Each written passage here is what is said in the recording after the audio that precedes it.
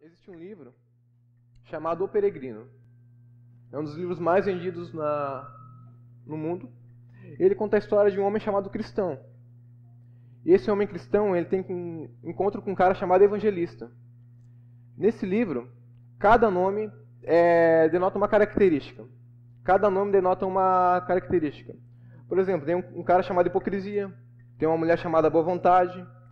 Então sempre tem uma pessoa que tem um nome que liga a uma característica dela. E o cristão, ele simboliza o cristão. Ele simboliza a luta diária do cristão. E ele tem encontro com um chamado evangelista. E esse evangelista fala de uma cidade celestial. Fala de um lugar diferente daquele lugar que o cristão havia vivido. E o cristão, ele carregava um fardo. E o evangelista fala que naquele lugar ele poderia ser livre desse fardo. O cristão, ele vivia numa cidade chamada Cidade da Destruição, onde o evangelista falava que aquela cidade seria destruída. Então o cristão acredita na mensagem do evangelista e começa uma longa caminhada. Começa uma longa jornada em busca da cidade celestial. No começo as pessoas não acreditam nele, a própria família dele não acredita. E ele vai encontra várias adversidades, várias lutas, várias batalhas, várias coisas que ele vai passando durante a caminhada. E cada uma dessas batalhas simboliza algo na vida do crente. Cada coisa nessa batalha simboliza algo em nossas vidas. Esse livro foi escrito por um cara chamado John Bunyan, que ele estava preso por causa do Evangelho, e escreveu esse livro na cadeia, na prisão, baseado nos sonhos que ele teve. Em alguns sonhos que ele teve, ele foi lá, pegou e trouxe no papel. É mais ou menos sobre isso que eu quero falar hoje. Não sobre o livro diretamente, mas mais sobre o título do livro, sobre o ser peregrino. Porque o livro ressalta uma verdade latente na vida de cada cristão. Que nós somos chamados de peregrinos nessa terra. Nós somos chamados de forasteiros nessa terra. Gostaria que os irmãos abrissem lá em 1 Pedro 2, versículos 11 e 12. Eu vou ler na Almeida Revista Atualizada. Amados, exorto-vos como peregrinos e forasteiros que sois, que vos abstenhais das paixões carnais que fazem guerra contra a alma, mantendo exemplar o vosso procedimento no meio dos gentios, para que, naquilo que falam contra vós outros, como malfeitores, observando as vossas boas obras, glorifiquem a Deus no dia da visitação. Até aqui. Pedro, ele chama o cristão, ele chama os crentes, para quem ele escreve, de peregrinos e forasteiros. Peregrino é alguém que não reside na pátria que está. É alguém que tem uma origem distinta, tem uma origem em outra pátria e está somente passando por onde ele está. Ele não está residindo ali. O alvo dele não é ali, ele apenas passa por ali. O dicionário define peregrino como o que sai ou anda em peregrinação, um romeiro, estrangeiro, estranho. Aquele que faz peregrinação. Então é aquele que sai de algum lugar, ele sai da sua terra, sai da sua casa, sai da sua família e peregrina, e passa por um lugar. Abraão foi um peregrino.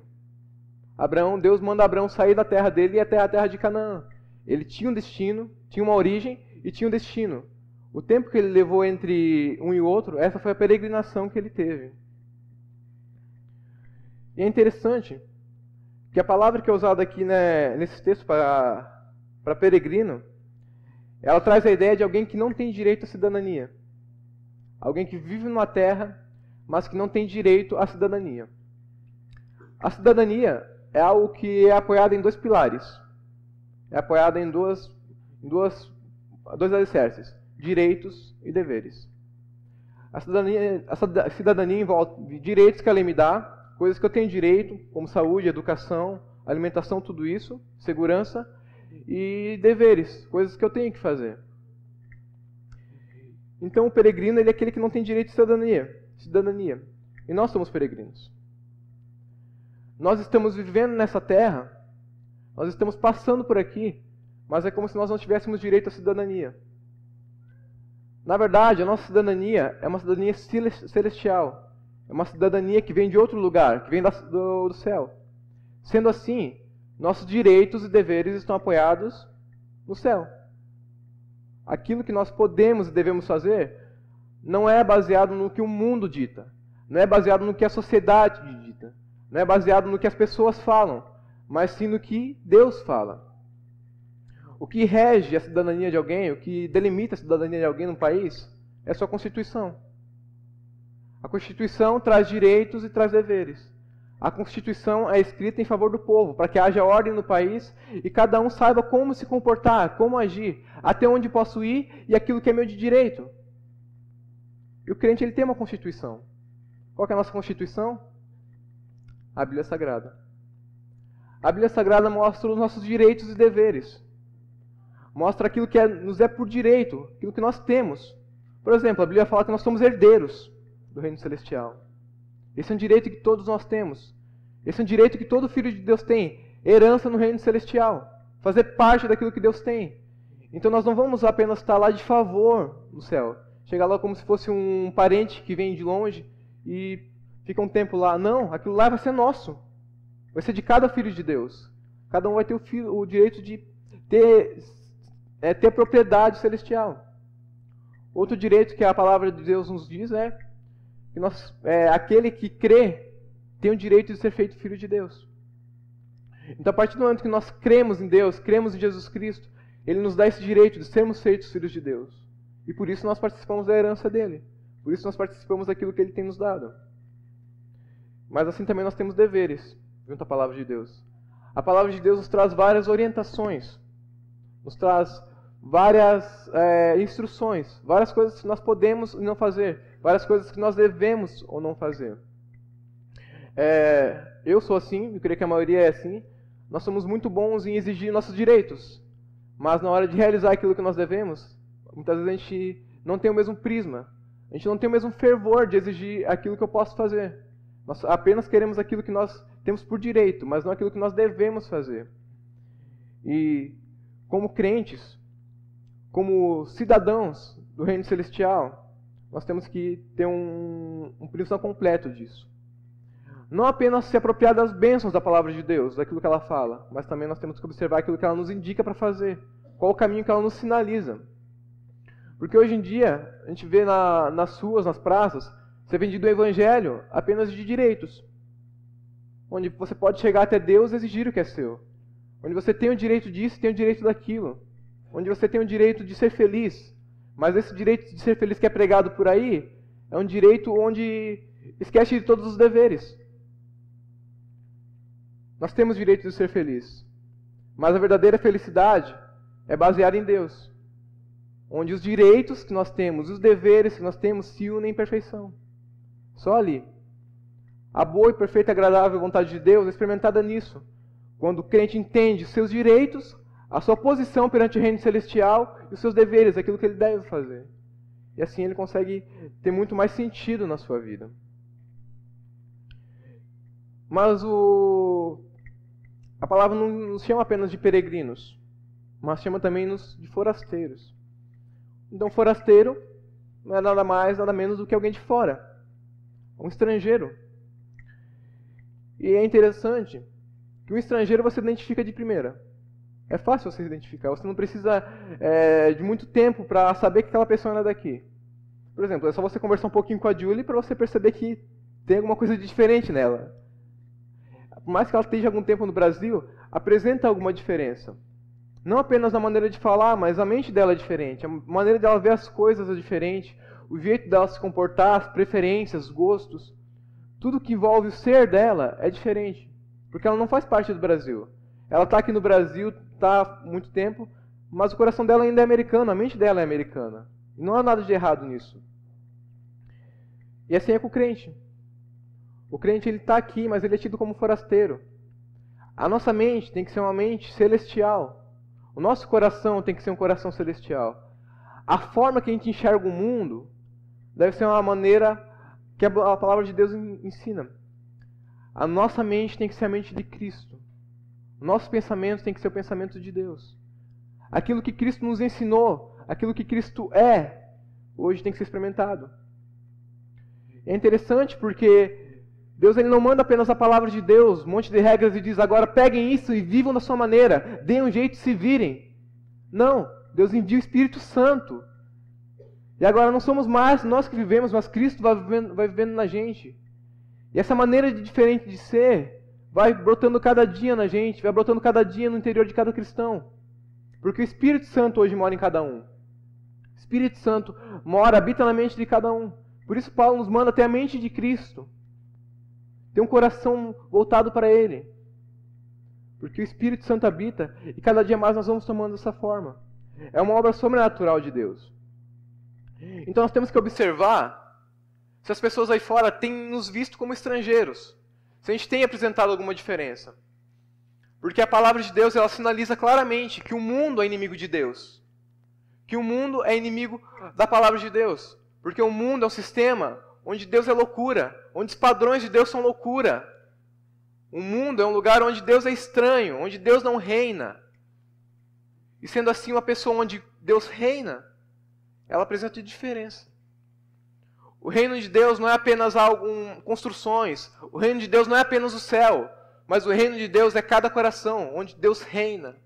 O reino de Deus está já entre nós. Os discípulos perguntaram para Jesus, Senhor, quando vai vir o reino de Deus? Jesus olha para eles e fala, o reino já está entre vocês. O reino de Deus começa em cada coração. E se o reino de Deus começa em cada coração, começa no meu coração e no seu coração, quando nós saímos das portas da igreja e vamos para o mundo, nós somos diferentes. Porque os padrões são diferentes, as mentes são diferentes. Durante muito tempo, o crente foi tido como aquele que não fazia algumas coisas, que não falava de uma certa maneira, tinha um linguajar próprio, tinha uma roupa própria. E hoje a igreja ela tem levado essa coisa de separar do mundo, creio eu, de uma maneira não muito correta. Os evangélicos eles têm criado uma subcultura. É como se agora a gente vivesse um mundo à parte. Opa, e aí, Matheus, tudo bom? Acho que ele não está gostando da pregação, não. Mas a igreja ela tem vivido uma subcultura. Nós temos músicas para nós temos eventos para nós temos lugares onde só crente convive. Eu não creio que essa seja a vontade de Deus. Deus ele quer que nós nos santifiquemos. Deus ele quer que nós estejamos separados do mundo, mas não dessa maneira. Deus ele quer que nós sejamos missionários no mundo. De uma maneira de estando no mundo, mas não sendo tocado pelo mundo. Estando no mundo, mas fazendo a diferença no mundo. Não se escondendo de todo mundo, fugindo, com medo.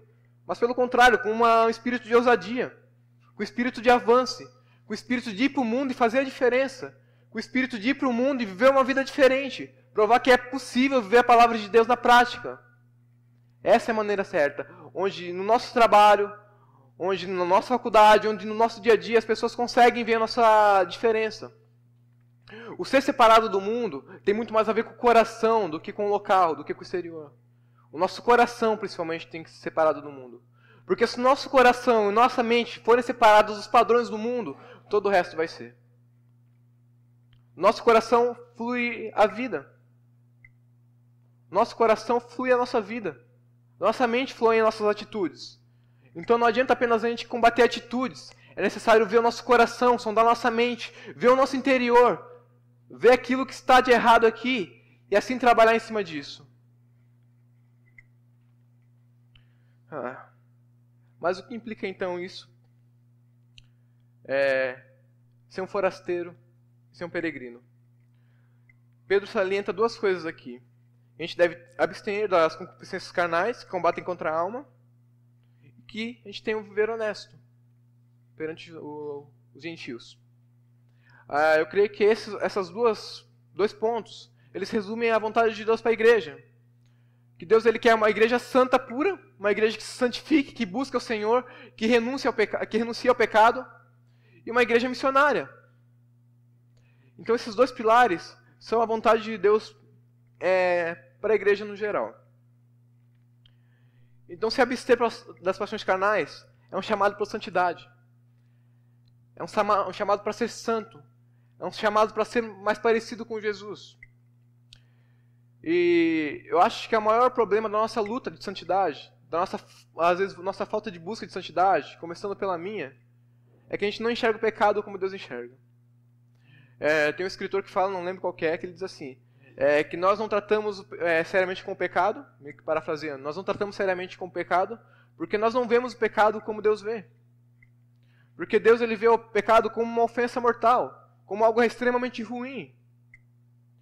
E o crente, quando se converte, ele até vê o pecado assim. Ele olha o pecado e vê seu pior inimigo.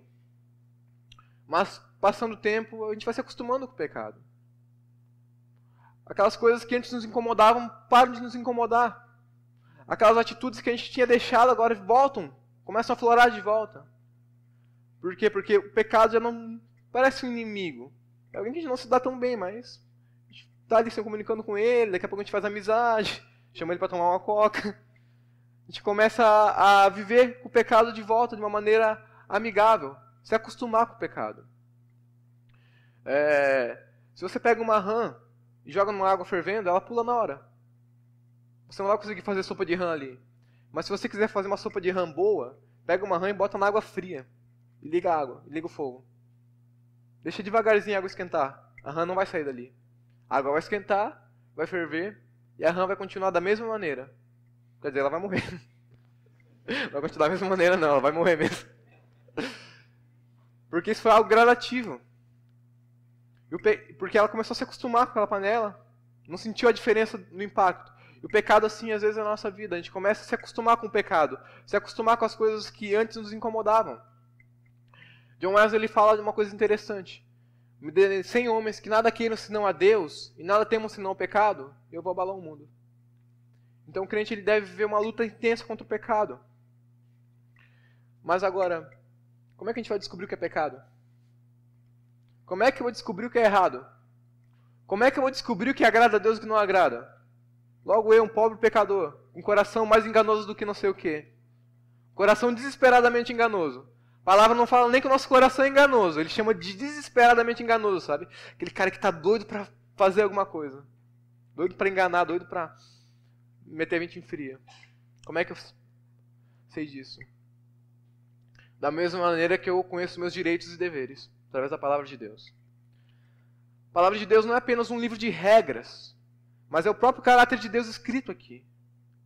É a própria essência de Deus transmitida através de homens santos, inspirados pelo Espírito Santo. Então, através da palavra de Deus, a gente consegue entender o que é bom e o que não é. O que é saudável e o que não é. O que é pecado e o que não é. A palavra de Deus nos confronta. A palavra de Deus, ela não é muito confortável aos nossos ouvidos. Porque ela nos chama de um monte de coisa que a gente não gosta. A começar por pecadores. A palavra de Deus nos chama de pecadores. Mas não de uma maneira a nos trazer um peso na consciência, mas de uma maneira de trazer um alerta. Dizer, vocês são pecadores. Sendo assim, vocês precisam de Deus. Vocês necessitam de Deus. E só através da palavra de Deus nós conseguimos ter um confronto contra o nosso coração, contra a nossa mente. Então a melhor maneira de ler a palavra de Deus é se confrontando. Se confrontando.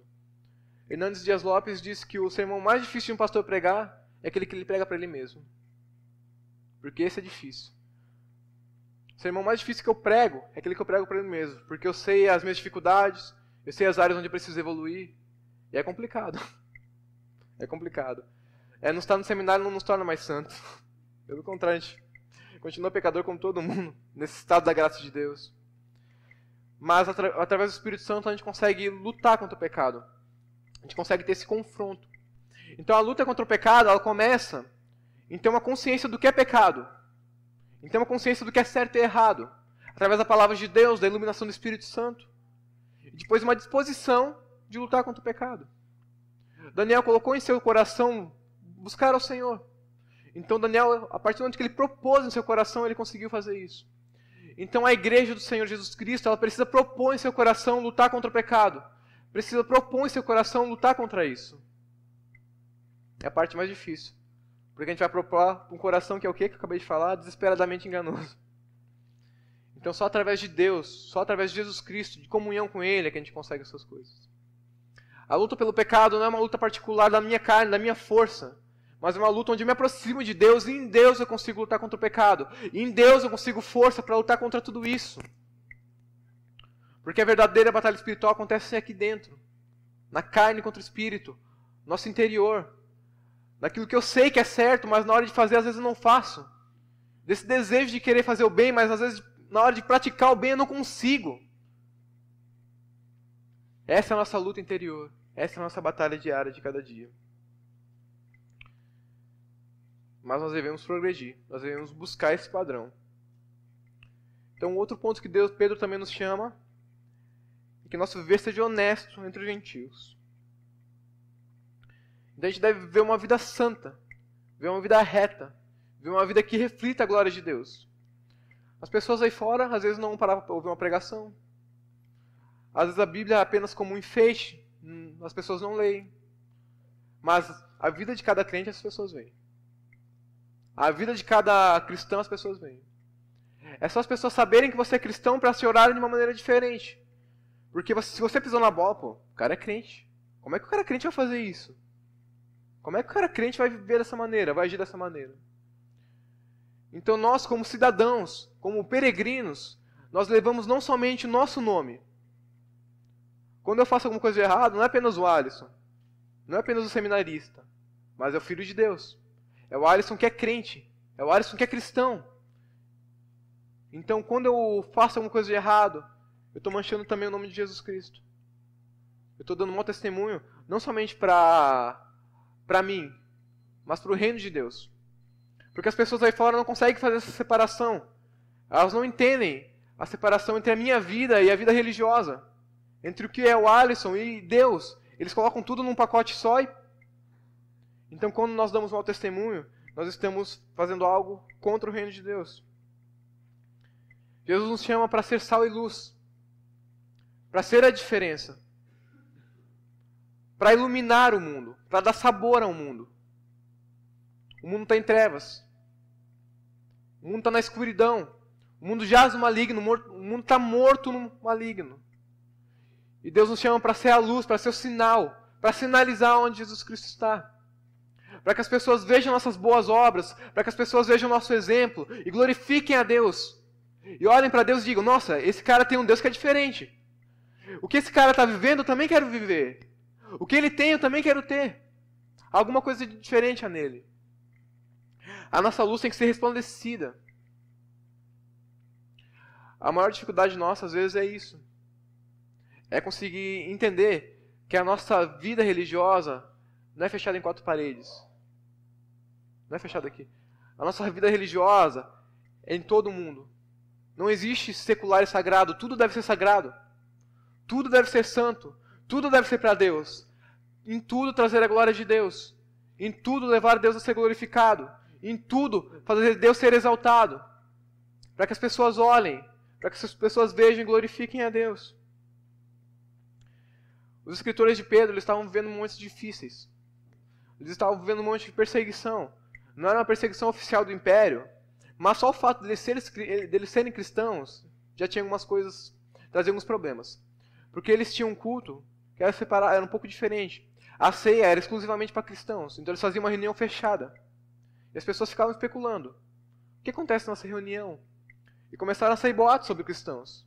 Porque eles comiam um corpo de Cristo, então eles eram canibais. Começou a sair esse boato. Eles chamavam um ou outro de irmãs. Então, se eles são irmãos, eles estão vivendo incesto. Então, os cristãos começaram a ser acusados de incestos. Outro ponto também é que a maioria dos cristãos nessa época era de classes sociais mais baixas.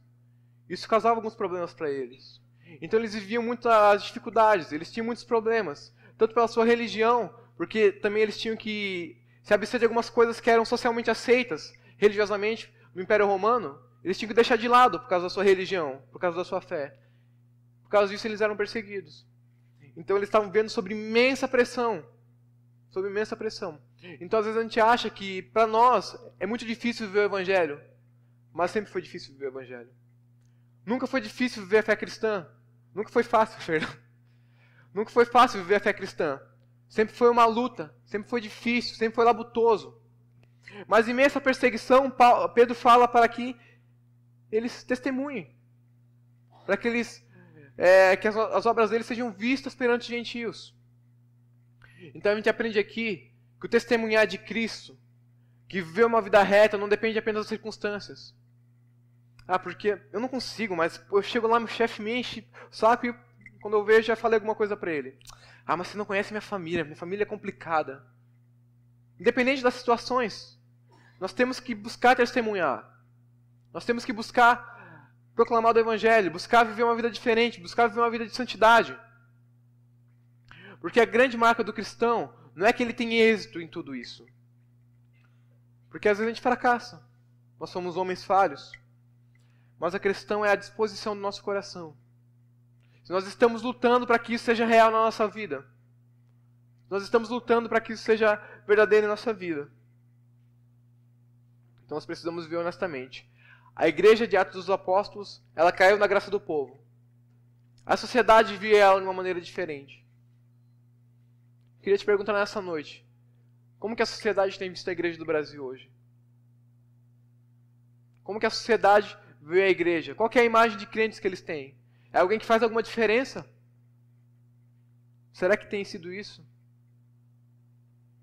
É alguma coisa para nós pensarmos e refletirmos. Qual que é a imagem que as pessoas têm tido da igreja? E trabalhar para que essa imagem melhore. Trabalhar para que essa imagem ganhe algo de destaque, a gente realmente faça a diferença. Porque a igreja ela tem falhado em relação a isso durante séculos. Mas Deus ele tem nos alertado. Deus quando nos alerta é para que haja mudança, para que haja um tempo de mudança, para que haja um tempo de restauração, para que haja um tempo de influenciar. Eu creio que é o tempo da igreja sair e influenciar lá fora. Onde cada crente entende sua mente de peregrino, entende seu papel de peregrino e forasteiro e passa peregrinando. Vai para essa terra como soldado. Vai para essa terra como alguém que tem a mente de Cristo e faz a diferença no seu dia a dia. Faz a diferença da maneira que tem. Nós vimos ontem com o Euler que Deus ele distribui dons e talentos conforme a capacidade de cada um. Então nós temos que entender isso e ir para a luta. Sabendo que a nossa vida não termina aqui. O peregrino ele tem uma origem, mas ele também tem um destino. Nosso destino é a pátria celestial. Nós sabemos onde vamos chegar.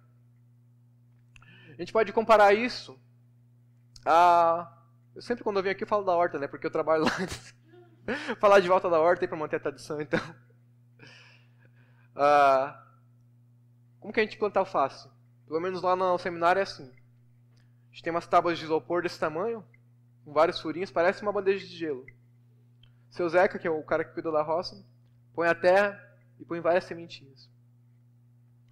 E aquelas mudinhas vão crescendo. Vão tomando forma, ele rega, elas vão tomando a forma. Só que chega uma hora que elas já estão no tamanho adequado, onde elas são tiradas e plantadas na terra. O que nós estamos fazendo nessa terra não é nada mais, nada menos do que ser mudas. Nós estamos crescendo. Nós estamos aflorando.